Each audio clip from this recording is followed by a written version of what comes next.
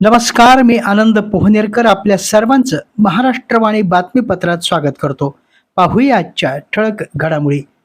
परभणी जिल्ह्यातील जिंतूर पोलीस स्थानक हद्दीत घडलेल्या दुचाकी चोरीच्या गुन्ह्याचा जिंतूर पोलिसांनी यशस्वी तपास लावून आरोपीस अटक केली असून चोरीस गेलेली दुचाकी देखील जप्त करण्यात आली आहे.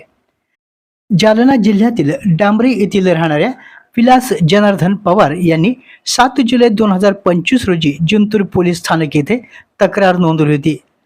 दिनांक 4 जुलै 2025 रोजी विलास पवार हे परभणीहून आपल्या गावाकडे होंडा शाईन दुचाकीने जात असताना जिंतूर जवळील मैनापुरी पाटी येथे एका अनोळखी इसमाने त्यांना लिफ्ट मागितली. सदर इसमाने जय सेवालाल म्हणत आपलेपणा दाखवून जिंतूरपर्यंत सोडण्याची विनंती केली होती. विलास पवार यांनी त्याला जिंतूर येथील शिवाजी चौकापर्यंत सोडले. त्यानंतर सदरील इस्माने दारू पिण्याचा बहाणा करत विलास पवार यांना एका दुकानात नेले आणि पुढे बस स्थानकासमोरील गल्लीत जेवणासाठी घेऊन गेले. सायंकाळी 7:30 वाजण्याच्या सुमारास विलास पवार जेवणाची ऑर्डर देत असतानाच आरोपीने संधी साधून पवार यांची दुचाकी तसेच गाडीत ठेवलेला रेडमी कंपनीचा मोबाईल असे एकूण 1,10,000 रुपयाचा मुद्देमाल चोरी करून सदरील आरोपी हा पसार झाला होता. या प्रकरणात जिंतूर पोलीस स्थानक या ठिकाणी गुन्हा नोंद करण्यात आला होता. या गुन्ह्याचा तपास पोलीस निरीक्षक गजेंद्र सरोदे यांच्या मार्गदर्शनाखाली करण्यात आला.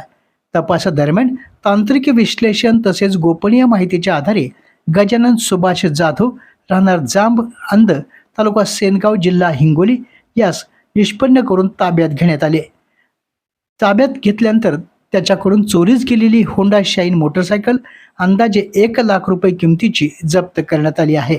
ही कारवाई पोलीस अधीक्षक रवींद्रसिंह परदेशी यांच्या मार्गदर्शनाखाली अप्पर पोलीस अधीक्षक सूरज गुंजाळ आणि सहाय्यक पोलीस अधीक्षक जीवन बेनीवाल यांच्या नेतृत्वामध्ये जिंतूर पोलीस स्थानकाचे पोलीस निरीक्षक गजेंद्र सरोदे, पोलीस अंमलदार दीपक वाटोडे, सुनील राठोड तसेच सायबर पथकातील गणेश कौटकर, स्वप्नील पोद्दार यांनी यशस्वीरित्या पार पडली. सदरील आरोपी विरोधात पुढील कायदेशीर कारवाई सुरू असून नागरिकांनी अनोळखी व्यक्तींवर सहज विश्वास न ठेवता सतर्क राहावं असं आवाहन पोलीस प्रशासनाकडून करण्यात आलं आहे. अनुसूचित जातीच्या आरक्षणावर घाला घालण्याचा प्रयत्न करणाऱ्या अ, ब, क, ड वर्गीकरणाच्या निर्णयाविरोधात परभणीत झालेल्या बैठकीमध्ये संतप्त आणि आक्रमक भूमिका ही घेण्यात आली. याच अनुषंगानं 18 तारखेला आरक्षण वर्गीकरणाच्या विरोधात धरणे आंदोलन करण्याचा निर्णय या बैठकीत घेण्यात आला. ज्येष्ठ नेते DN दाभाडे यांच्या मार्गदर्शनाखाली सदरील बैठक घेण्यात आली. यावेळी आरक्षणावर कुठलाही आघात सहन केला जाणार नाही असं दाभाडे यांनी स्पष्ट केलं.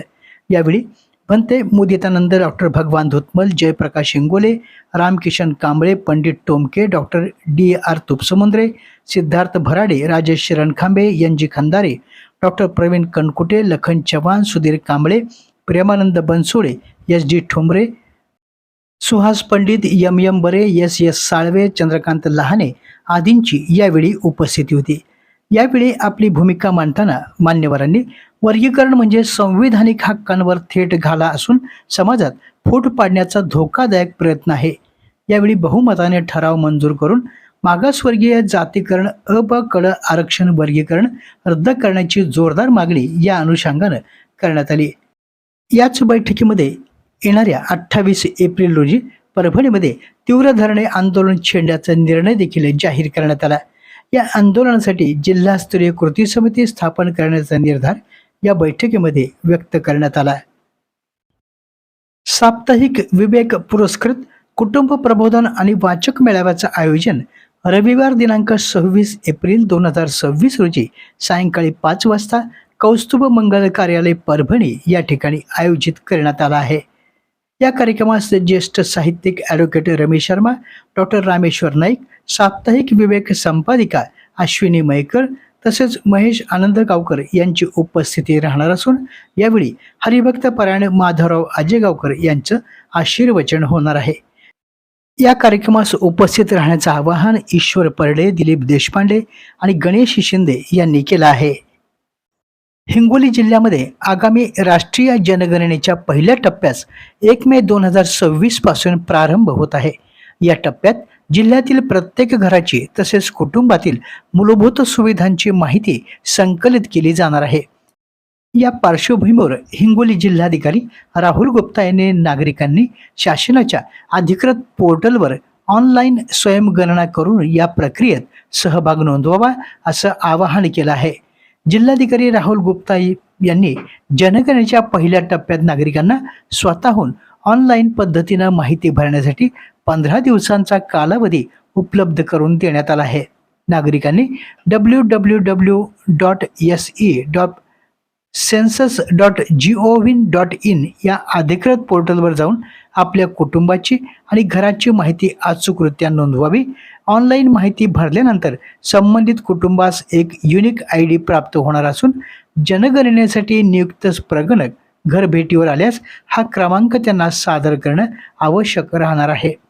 जनगणना प्रक्रिया सुरळीत, अचूक आणि वेळेत पार पाडण्यासाठी जिल्हा प्रशासनानं व्यापक यंत्रणा उभी केली आहे असंही त्यांनी यावेळी स्पष्ट केलं. जिल्ह्यात एकूण 1978 प्रगणक, 343 पर्यवेक्षक तसेच फील्ड ट्रेनर्स यांची नियुक्ती करण्यात आली आहे. संपूर्ण कामकाजासाठी 2026 गटांची निर्मिती करण्यात आल्याचीही त्यांनी यावेळी स्पष्ट केलं. आपल्या जिल्ह्यातील अपडेट बातम्या पाहण्यासाठी आमच्या महाराष्ट्रवाणी या चॅनलला लाईक करा, सबस्क्राईब करा आणि शेअर करा. धन्यवाद.